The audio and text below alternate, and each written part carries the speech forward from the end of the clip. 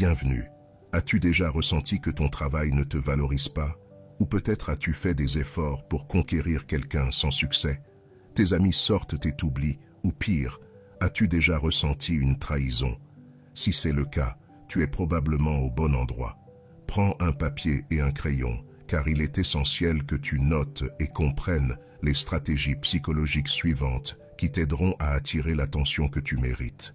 Tes proches ne t'oublieront plus lorsqu'ils sortiront. Tu seras le premier à être invité. Et au travail, tes connaissances et tes idées seront appréciées, je te le garantisse. Sénèque disait d'accepter les circonstances qui nous entourent et de travailler avec elles pour notre bénéfice.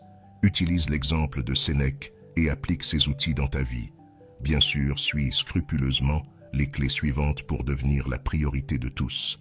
Et reste jusqu'à la fin de la vidéo pour découvrir les stratégies et mon histoire personnelle de dépassement. Sans plus tarder, commençons avec la première stratégie psychologique. Lorsque quelqu'un craint de te perdre, il commence à réellement t'apprécier. Imagine être cette personne dont l'absence laisserait un vide énorme, impossible à combler pour les autres. Tu n'es pas seulement une option, tu es leur besoin le plus profond. Comme le dit Khalil Gibran, grand poète et philosophe libanais, la véritable amitié se trouve dans le vide du cœur, basée sur la compréhension et l'acceptation mutuelle. Pourquoi l'admires-tu? Est-ce parce qu'elle est toujours disponible pour toi ou parce qu'elle est indépendante et sûre d'elle, ajoutant une valeur incomparable à ta vie? Sois indépendant, sûr de toi et complet par toi-même. Ta vie est une aventure passionnante dans laquelle tu n'as besoin de personne d'autre pour te sentir épanoui.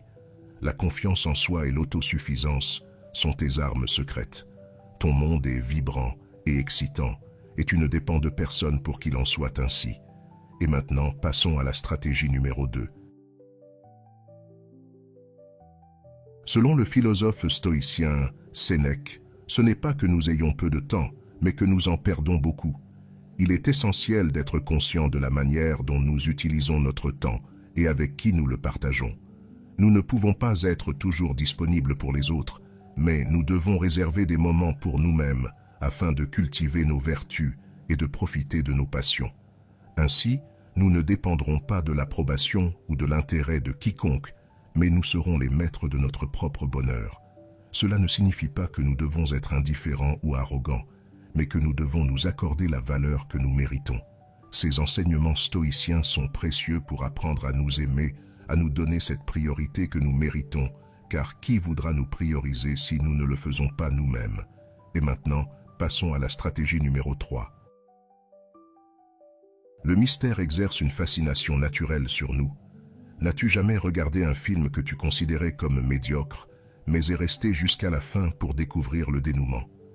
Eh bien, la troisième stratégie consiste à entretenir un certain mystère autour de toi avec les personnes qui t'entourent. Pour cela, nous pouvons exploiter l'effet de rareté. Cet effet peut s'appliquer aux 2 stratégies précédentes, mais il est particulièrement adapté à celle-ci.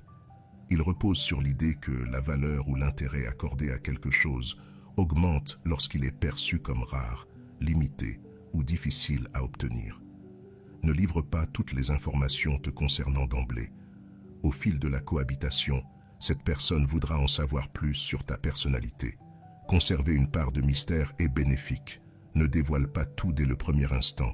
Laisse planer le doute. Passons maintenant à la stratégie numéro 4.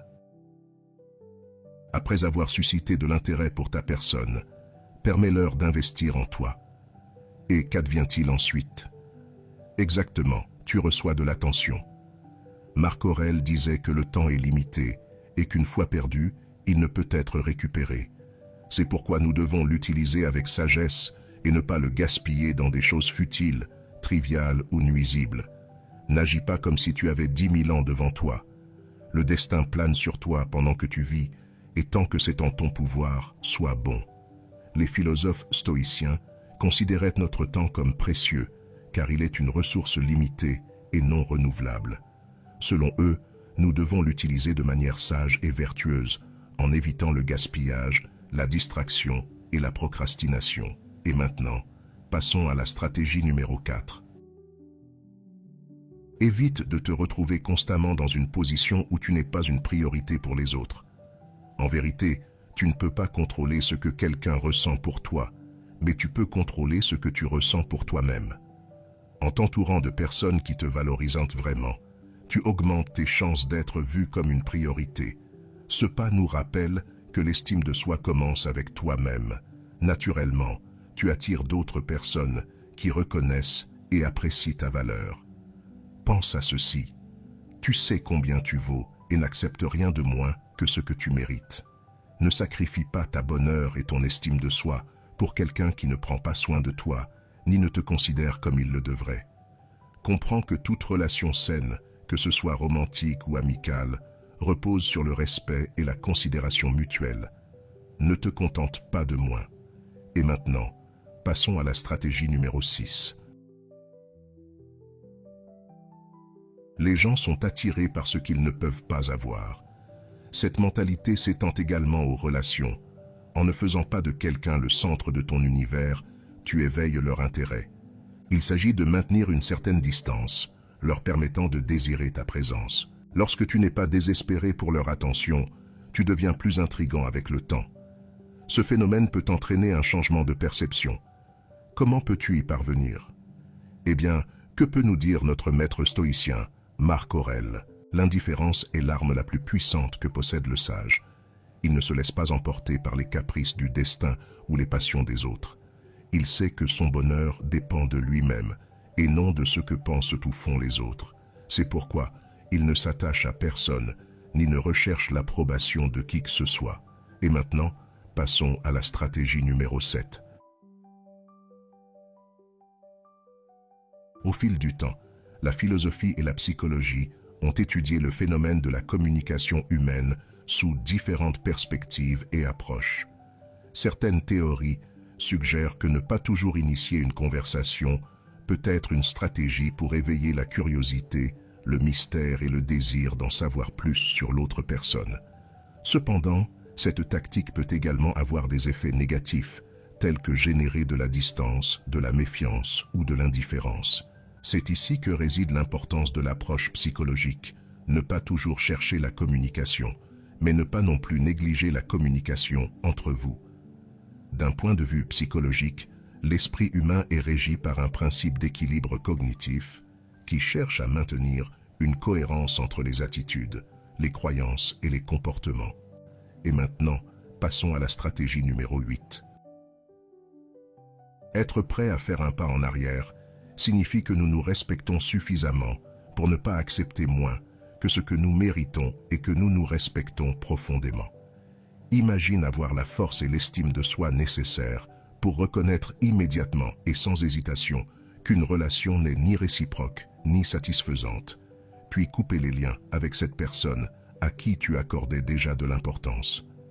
Bien sûr, cela ne se fait pas sans d'abord définir des limites et des normes claires sur la manière dont tu t'attends à être traité dans n'importe quelle relation.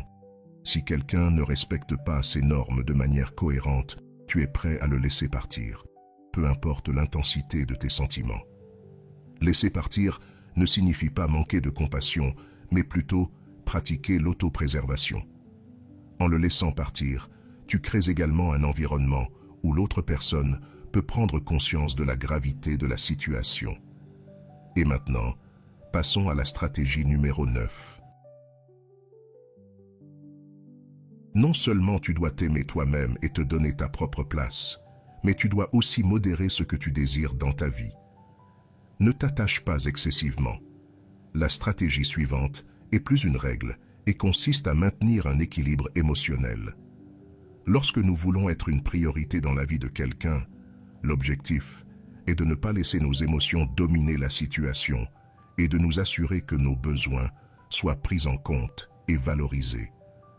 Pense à ceci, tu es comme le capitaine d'un navire qui dirige le gouvernail avec fermeté, naviguant tes émotions avec élégance, conservant ton équilibre émotionnel, ce qui rend plus facile pour les autres de valoriser ta présence dans leur vie. Il faut trouver un équilibre entre montrer nos émotions et rester calme. Et maintenant, passons à la stratégie numéro 10. Non seulement cela a été prouvé pour te faire sentir bien avec toi-même et plus heureux, mais aussi plus attirant pour les autres. Comme l'a dit Sénèque, ce n'est pas pauvre celui qui a peu, mais celui qui désire beaucoup. La générosité est une qualité qui implique de donner sans rien attendre en retour, de partager ce que l'on a avec les autres et d'aider ceux qui en ont besoin. Être généreux peut avoir de nombreux avantages, tant pour toi-même que pour les autres, car cela améliore l'estime de soi, la confiance, la gratitude et le bonheur.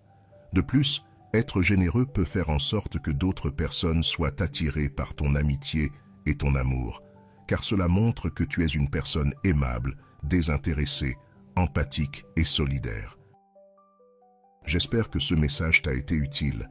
Si tu as apprécié la vidéo, je te serai reconnaissant de laisser un j'aime et de t'abonner. Si tu te retrouves sans mots, écris simplement stoïcisme pour montrer que tu fais partie de la minorité qui a suivi la vidéo jusqu'à la fin. Merci beaucoup pour ton attention et à la prochaine.